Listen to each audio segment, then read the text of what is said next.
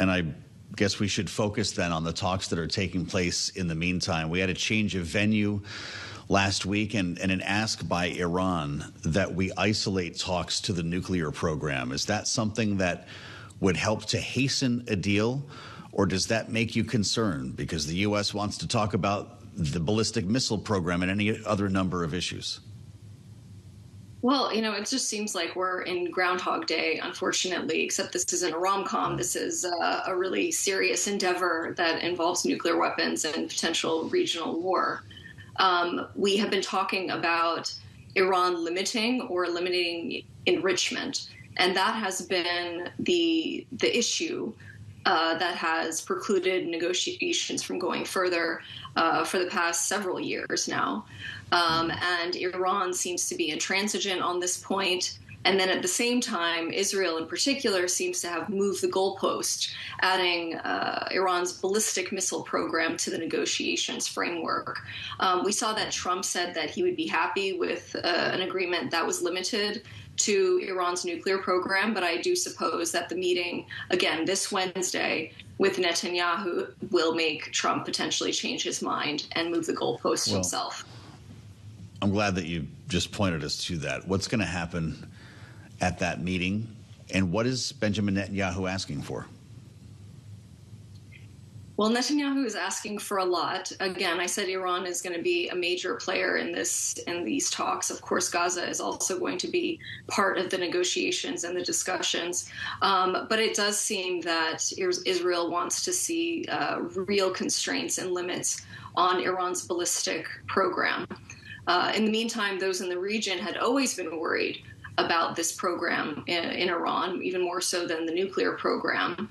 But had been told by previous administrations that they needed to essentially look to diplomatic negotiations with Iran over military warfare to deal with this issue. And of course, the Trump administration has been quite different. And so they've had to change tone and really negotiate with the United States and Israel on these points. But I do suspect that Iran will say that their ballistic weapons program is off the table completely, entirely, as it had been with the JCPOA earlier, as well as Iran's proxy network throughout the region. And who knows what else? I mean, at this point, we've also seen thousands of protesters killed in Iran, and that is apparently on the table as well. So it just seems like the negotiations framework is broadening at an alarming level at a time when we really need to see some movement on enrichment in particular. Well, when you refer to an alarming level, that doesn't sound great. We know that Benjamin Netanyahu is in one of the president's ears, but he's got any number of other allies in the region in his other ear. When you consider Saudi Arabia, Qatar, UAE, what are they saying? Well, we know that Iran actually just recently threatened to hit the King Fahd industrial port. Now, as your audience members might know, this serves for around 20% of Saudi's trade and transit. So this would significantly affect oil markets, global trade. And they've made similar threats to other entities sort of throughout the region. And so I think, the pulse in the region is very high right now. They're extremely nervous. And this is why, of course, for many reasons, the U.S. has brought in this armada into the region to protect all of these facilities throughout, both in terms of, economic issues and also military issues as well. But I think that they are in high alert mode. They would probably like for this to dial down a bit. And they're probably worried that Israel is continuing to move forward, sort of regardless if there are any concessions made during this negotiations process with Iran. Interesting. I have to ask you about Gaza. I'm assuming this is on the agenda when Benjamin Netanyahu arrives, which then invokes this idea of the Board of Peace and exactly where we are on the next stage or next phase of this ceasefire agreement. Natasha, will there be news this week?